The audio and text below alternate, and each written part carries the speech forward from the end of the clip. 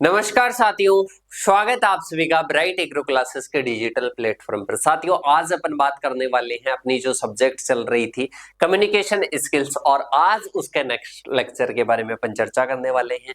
और आज के इस लेक्चर में अपन मेनली पढ़ने वाले हैं कम्युनिकेशन स्किल्स के बारे में। और कम्युनिकेशन स्किल्स का जो अपना चैप्टर है थर्ड ये रहने वाला है। इसके पहले अपने 2 चैप्टर कंप्लीट हो चुके हैं और मेरे हिसाब से दोनों चैप्टर आपको आसानी से अच्छे से समझ में आ गए होंगे। और जो अपना चैप्टर नंबर थर्ड है, जो चैप्टर नंबर थर्ड है, इसमें अपन किसके बारे में चर्चा करेंगे साथियों? इसमें मेनली अपन बात करेंगे, इसमें एक तो अपने हैं वर्बल एंड नॉन वर्बल, इनमें डिटेल से अपने पूछा गया है वर्बल एंड नॉन वर्बल के बारे में, नॉन वर्बल कम्युनिकेशन के बारे में, एक लिंग्विस्टिक एंड नॉन लिंग्विस्टिक जो अपने बैरियर्स है उनके बारे में, और इसके साथ में मिस कम्युनिकेशन होता है कभी कभी, तो वो किस कारणों से होता है या किन कारणों से होता है वो अपन इस लेक्चर में पढ़ने वाले हैं। और मेरे हिसाब से आप सभी को अच्छे से समझ में आ रहा होगा, नोट्स वगैरह बना रहे होंगे। और फिर भी कोई भी डाउट है तो इन नंबरों पर आप क्या कर देना साथियों, मैसेज कर देना। आपका हर डाउट क्या किया जाएगा साथियों, सोल्व किया जाएगा। आपका हर डाउट क्या किया जाएगा बेटा, सोल्व किया जाएगा। तो देखिएगा, अब अपन बात करेंगे किसके बारे में, वर्बल और नॉन वर्बल कम्युनिकेशन के बारे में। सबसे पहले किसके बारे में देखेंगे, वर्बल और नॉन वर्बल कम्युनिकेशन के बारे में। सबसे पहला आता है वर्बल कम्युनिकेशन। कौन सा आता है, वर्बल कम्युनिकेशन। वर्बल कम्युनिकेशन में मैंने बताया था कि वर्ड्स के द्वारा जब अपन कम्युनिकेशन करते हैं, जब अपन अपनी कोई भी इंफॉर्मेशन है, कोई भी आइडिया है, कोई भी फीलिंग है, उसको शेयर करते हैं अदर इंडिविजुअल के पास में या अदर ग्रुप के पास में, दैट इज अपने होता है वर्बल कम्युनिकेशन। मतलब वर्ड्स के माध्यम से अपन करते हैं उसको अपन क्या बोलते हैं, उसको वर्बल कम्युनिकेशन बोलते हैं। कम्युनिकेशन थ्रू स्पोकन और रिटन वर्ड्स, मतलब स्पोकन बोलकर भी आप कर सकते हो, वर्ड को बोल भी सकते हो और वर्ड को लिख कर भी कर सकते हो। मतलब जैसे मैं इनको बोलकर भी आपको बता रहा हूं और आपको दिख भी रहा है, तो ये कौन सा हुआ, वर्बल कम्युनिकेशन। पर मैं आपको ओनली ना बोलूं ना लिखा हुआ बताऊं, ये मैंने इशारा कर दिया, क्या है, 5 है। आपको समझ में आया, दैट इज वो कौन सा हुआ, नॉन वर्बल कम्युनिकेशन, जो कि अभी आगे बात करेंगे। देखिएगा, सबसे पहले आती है इसकी क्या क्या करेक्टरिस्टिक्स है अपने वर्बल कम्युनिकेशन की। तो सबसे पहला आता है स्ट्रक्चर्ड एंड प्रिसाइज। करने का मतलब ये है कि एक तो ये क्या होता है, स्ट्रक्चर्ड होता है, मतलब है कि इसकी स्ट्रक्चर होती है। ऐसा नहीं कि अब इसकी क्या स्ट्रक्चर, मैंने 5 बोल दिया, 3 बोल दिया, 4 बोल दिया, या इंग्लिश वाले हैं तो 4 बोल दिया, 3 बोल दिया। तो अब ये मैं इनका इशारा कर रहा हूं, तो ये स्ट्रक्चर्ड नहीं है, ये क्या है, अपने वर्बल कम्युनिकेशन स्ट्रक्चर्ड है। इसके साथ में प्रीसाइज है, मतलब संक्षिप्त है। सॉरी।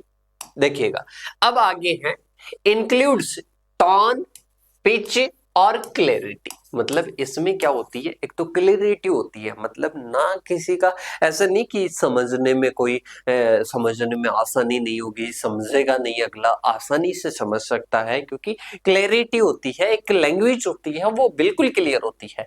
इसके साथ में ही उसकी एक पिच होती है, एक टोन होती है, जो कि विशेषताएं होती है अपने लैंग्वेज के बोलने की। इसके बाद में आता है यूज्ड फॉर फॉर्मल और इनफॉर्मल पर्पज। मतलब इनका अपन फॉर्मल और इनफॉर्मल रूप से अपन इनका क्या करते हैं, यूज करते हैं। लाइक एज अपन बात करें, अपन किसी भी बैंक में जा रहे हैं, अधिकारी से बात कर रहे हैं, ऑफिसर से बात कर रहे हैं, दैट इज वो अपने फॉर्मल कम्युनिकेशन हो गया। अपन अपने रिश्तेदारी में जा रहे हैं, किसी रिश्तेदार से बात कर रहे हैं, दैट इज इनफॉर्मल हो गया। कौन सा हो गया, इनफॉर्मल कम्युनिकेशन हो गया। तो फॉर्मल इनफॉर्मल में समझ में आया कि फॉर्मल अपन ऑफिसर से कर रहे हैं, इनफॉर्मल मतलब अपन अपने रिलेटिव से कर रहे हैं, दैट इज वो क्या आ जाएगा, फॉर्मल और इनफॉर्मल कम्युनिकेशन आ जाएगा। अब इसके बाद में आता है, इसमें अपन बात करें एग्जांपल्स की, कन्वर्सेशन आ जाएगी, स्पीसीज आ जाए, स्पीचेज आ जाएंगे, इसके साथ में ईमेल्स, लेटर्स। ये किसके एग्जांपल है, ये वर्बल कम्युनिकेशन के हैं। किसके हैं बेटा, वर्बल कम्युनिकेशन के। मतलब इसमें कन्वर्सेशन स्पीसीज के स्पीच के माध्यम से हो रही है। तो स्पीच में अपन क्या करते हैं, बोलते हैं, सुनते हैं, तो बेटा ये क्या हो गया, ये अपने वर्बल हो गया। ईमेल में वर्ड लिखते हैं ना, तो क्या हो गया, वर्बल हो गया।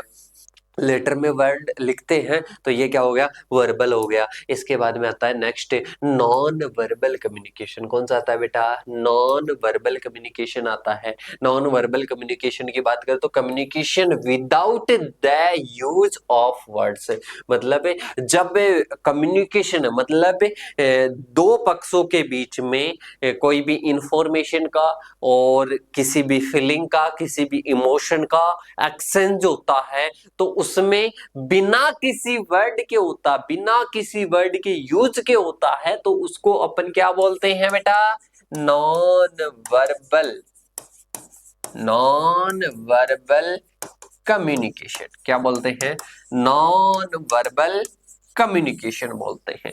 अब इसके बाद में देखिएगा आगे की ओर अपन बात करते हैं, आगे आ जाएगा जैसे use of words, relying, gestures, और इसके साथ में ही मतलब वर्ड तो यूज करेंगे नहीं, इसके साथ में ही इनकी जगह पर क्या यूज में लेंगे, फेशियल एक्सप्रेशन, पोस्चर, इसके साथ में ही टोन वगैरह, इनका अपन यूज में लेते हैं, चेहरे के इशारा वगैरह हो गए, तो इन चीजों का मेनली यूज में लेते हैं। इसकी विशेषताएं क्या होती है, सबटल और इसके साथ में इम्प्लिक्ट होता है, मतलब ये क्या होता है, अप्रत्यक्ष होता है, इनडायरेक्ट होता है मेनली, सही है।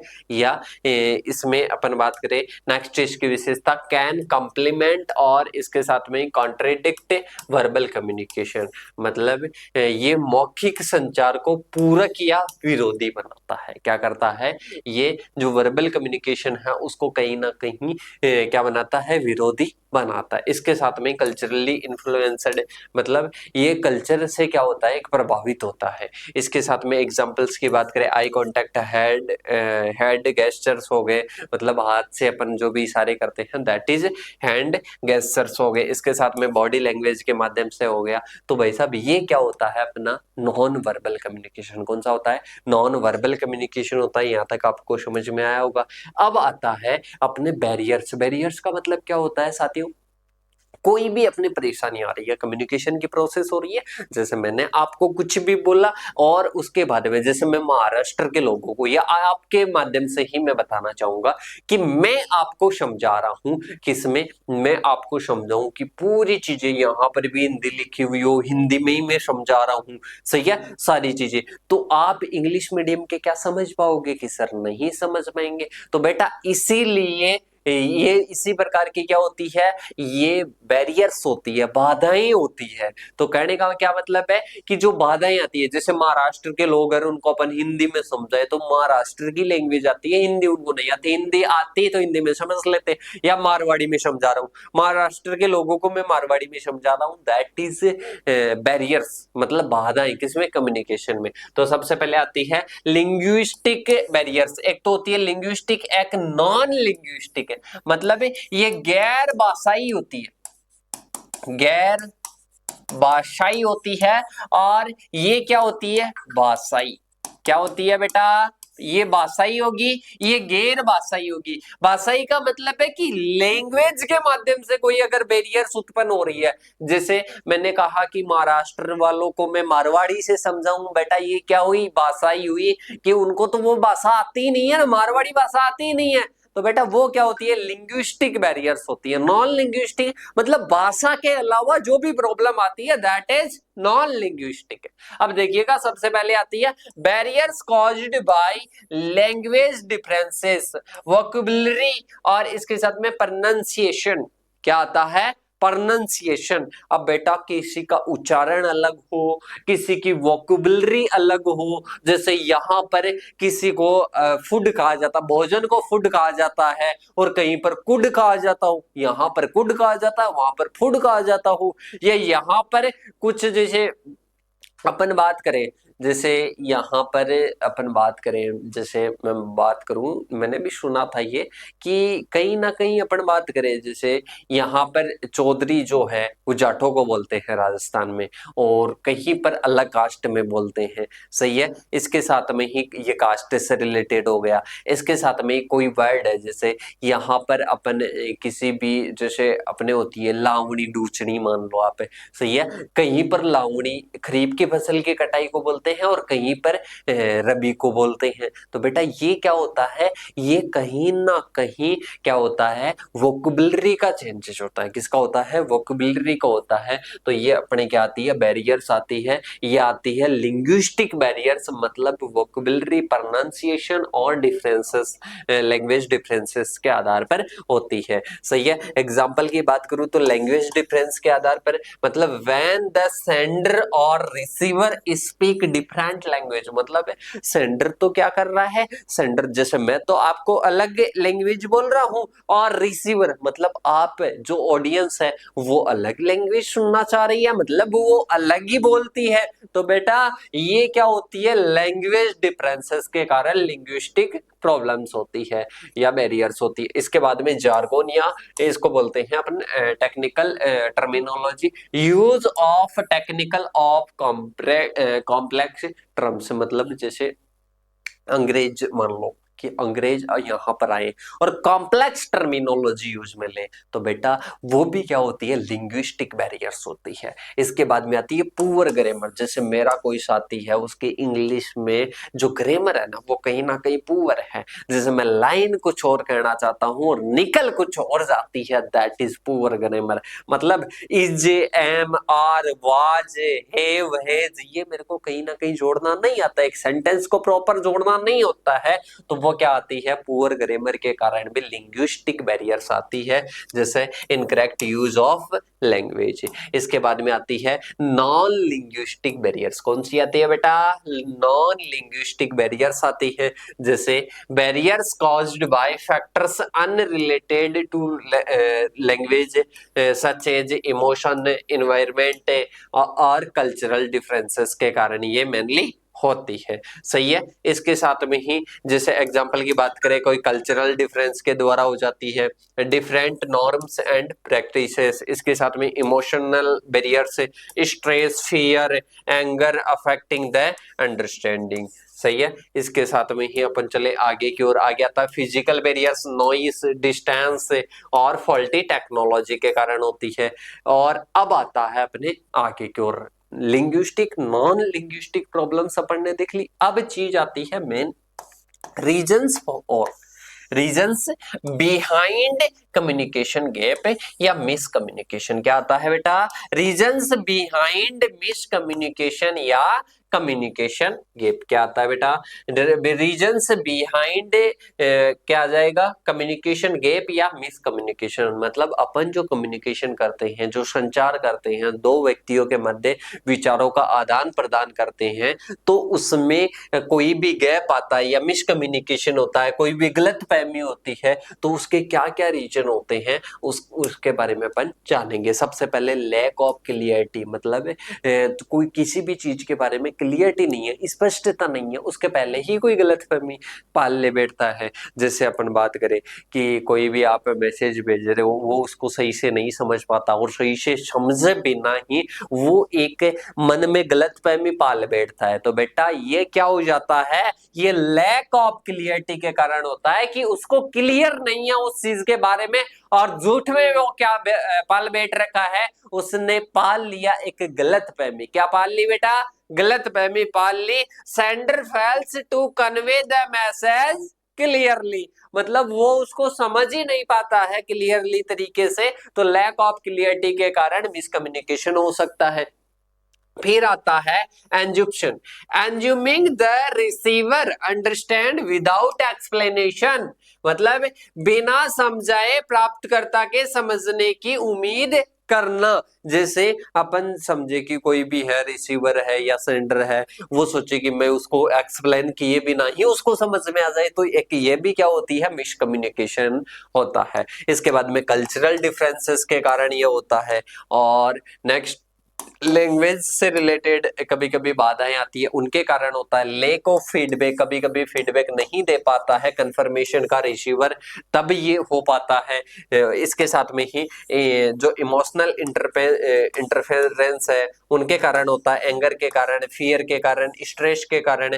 इनके कारण क्या होता है साथियों, इनके कारण कहीं ना कहीं मिसकम्युनिकेशन होता है या कम्युनिकेशन गैप होता है। इसके बाद में देखिएगा आगे की ओर, आगे हैं हैं, टेक्नोलॉजिकल इश्यू आ जाते हैं, कभी फॉल्टी कम्युनिकेशन हो जाता है या पुअर इंटरनेट कनेक्शन के कारण ये चीजें हो जाती है। जैसे मैं बात करूं, मैं किसी के साथ में चैटिंग कर रहा हूं, अब भाई साहब उसके समय समय पर मैसेज नहीं आ पा रहे हैं और मेरे को लगता है कि वो कहीं ना कहीं मेरे को क्या कर रहा है, इग्नोर कर रहा है।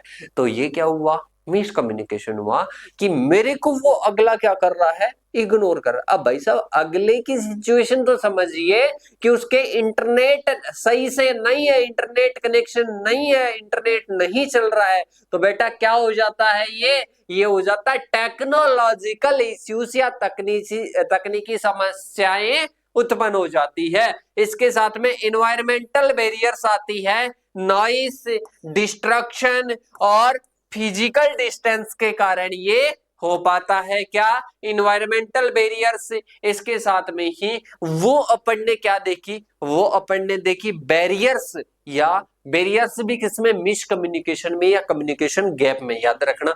इसके बाद में है solution to overcome communication barriers, मतलब संचार बाधाओं को दूर करने के समाधान। क्या आता है, संचार बाधाओं को दूर करने के समाधान के बारे में अपन देखेंगे। तो इसमें सबसे पहले आता है क्लैरिटी और सिंप्लिसिटी। क्या आता है बेटा, क्लैरिटी और सिंप्लिसिटी आता है, मतलब आप जब भी कम्युनिकेशन करो तो उसमें क्लैरिटी यूज करो और सिंप्लिसिटी यूज करो। यूज सिंपल और क्लियर लैंग्वेज, मतलब आप जो बात कर रहे हो ना उसको क्लियर तरीके से हो और इसके साथ में क्लियरिटी बात में रखो। अब दूसरा आता है एक्टिव लिसनिंग। भाई साहब अगर आपको कम्युनिकेशन में बैरियर्स नहीं रखना है ना तो एक्टिव तरीके से लिसनिंग, मतलब अच्छे तरीके से सक्रिय रूप से आपको सुनना है। इसके साथ में कल्चरल सेंसिटिविटी, मतलब सांस्कृतिक संवेदनशीलता, बी रेस्पेक्टफुल कल्चरल डिफरेंट। इसके साथ में इफेक्टिव फीडबैक, आपको इफेक्टिव रूप से, प्रभावी रूप से आपको क्या देना है,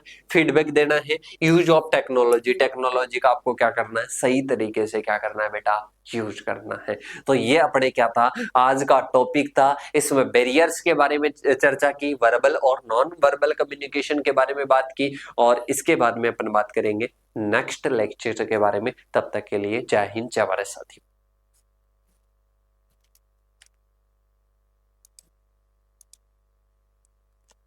हेलो, हाँ जी, हाँ बताओ। हाँ तो